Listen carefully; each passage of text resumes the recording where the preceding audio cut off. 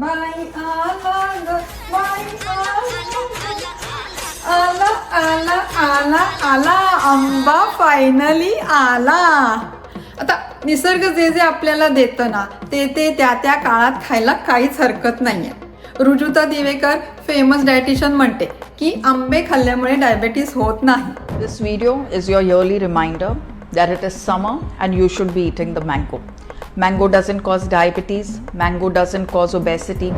आणि मी काय म्हणते, जर का आपण आपली जीवनशैली साधी सरळ घरचं पौष्टिक अन्न, नियमित योगा किंवा व्यायाम केला तर आंबे खाताना कसला विचार करायला पाहिजे आपल्याला. पण खरं तर वर्षातून एकदाच तर आंबे येतात, त्याच्यामुळे ते खरं तर ना ओरिजिनल फॉर्ममध्येच मस्त चोपायचे.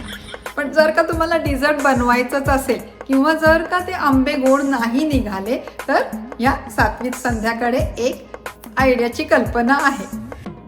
कुठली म्हणताय? ती आयडियाची कल्पना अशी आहे की त्याचं आपण मँगो मूस बनवू शकतो.